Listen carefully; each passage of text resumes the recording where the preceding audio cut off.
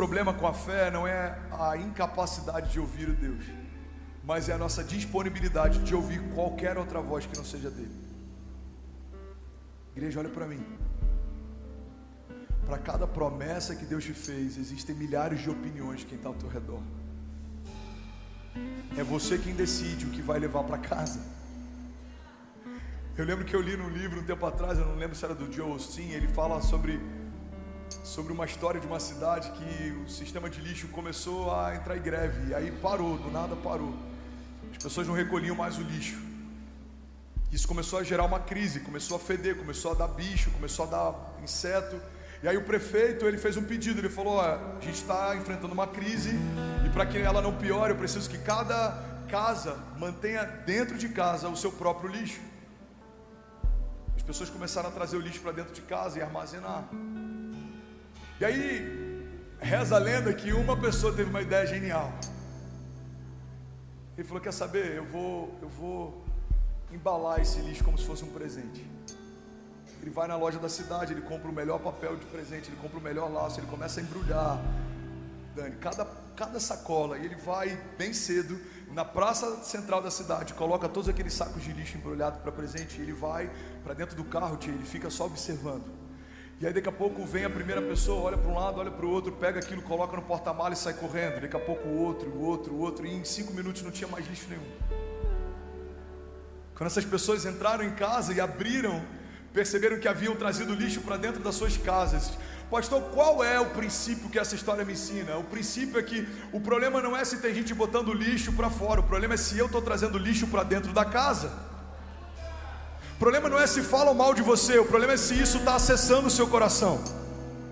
A questão não é se tem opiniões sobre você, a questão é se a opinião dos outros tem mais voz em você do que aquilo que Deus já disse a teu respeito. A Bíblia diz sobre tudo que se deve guardar, guarda o teu coração, porque dele procedem as fontes de vida. Você acha que as opiniões não tentam me abater? Irmão, todos os dias alguma opinião tenta me fazer desacreditar do que Deus já me disse. Mas eu tenho que todos os dias escolher a quem eu ouço, quem tem voz de destino na minha história, quem tem voz de destino na minha casa. Porque homens dizem: eu faria diferente. Deus diz: vai, faz, eu sou contigo. Ninguém vai entender, mas não precisa fazer sentido para ninguém, se faz sentido para quem te prometeu. Eu faria diferente, mais rápido, mais devagar, melhor. Eu faria mais caro, mais barato, eu faria mais devagar. Irmão, todo mundo tem uma opinião sobre quem está construindo. Todo mundo tem uma opinião sobre como criar filhos. Todo mundo tem uma opinião sobre como gerenciar negócios. A gente está numa geração que tem muita gente que não viveu nada e quer te falar como viver. Geração de empreendedores de palco. Essa praga se estendeu para púlpitos também. Pessoas que falam de cura nunca foram curadas. Pessoas que falam de romper nunca romperam. Pessoas que falam de avançar nunca avançaram. Irmão, olha para mim. A gente precisa filtrar muito bem quem a gente ouve, porque isso vai definir o que a gente vive. Eu lembro de uma palavra que eu liberei em Orlando anos atrás e foi um marco no meu ministério. Isso já abençoou tanta gente. Eu queria liberar sobre você. Você está comigo? Diga amém. Não receba críticas construtivas de quem nunca construiu nada. Eu acho que você poderia fazer assim: obrigado pelo seu conselho, mas Deus já me disse para fazer assado. Eu acho que você poderia ir por aí, obrigado pelo seu conselho, mas Deus já me disse para ir por aqui.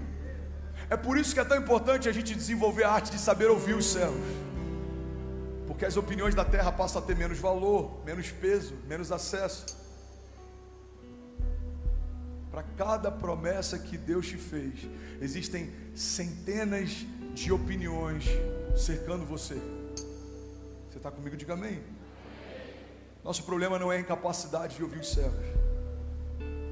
Nosso desafio é a nossa disponibilidade de ouvir qualquer conselho que não seja de Deus.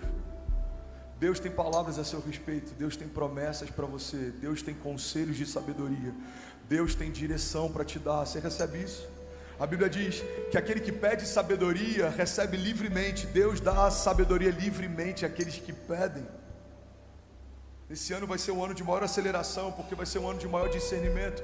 Esse ano vai ser um ano de maior multiplicação, porque vai ser um ano de maior sensibilidade. Discerniremos e a partir disso nos moveremos. Ouviremos os céus e a partir disso profetizaremos. Está comigo ainda? Diga amém. Sabe, hoje em dia a gente usa alguns aplicativos para ouvir música, né? Quantos aqui usam? Spotify, Deezer. Mas existia algo chamado rádio. Alguém já ouviu falar sobre isso? É sério.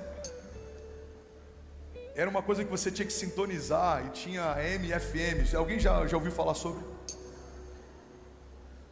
Nesse momento deve ter algum dono de rádio assistindo o culto revoltado comigo. E olha que coisa interessante. Nesse exato momento, enquanto você está aqui, olha para mim. Existem milhares de ondas de rádio atravessando o seu corpo. Você sabia disso? Milhares. Elas são invisíveis, imperceptíveis. E o rádio ensina algo para a gente. Se você ligar o rádio agora, por mais que existam centenas de estações diferentes, você só vai ouvir uma de cada vez. Por quê?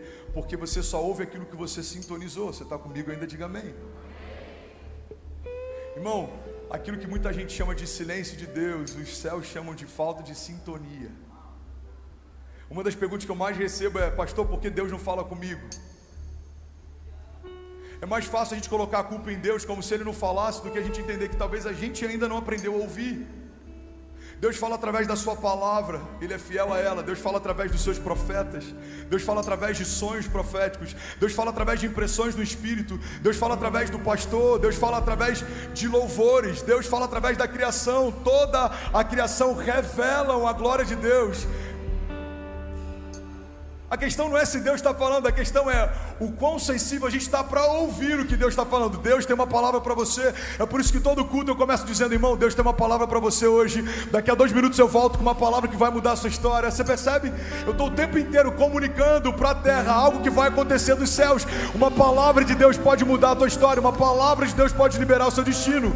Uma palavra de Deus pode curar enfermidades. Alguém crê nisso? Pelo amor de Deus, diga: eu creio que uma palavra de Deus, diga, é tudo o que eu preciso.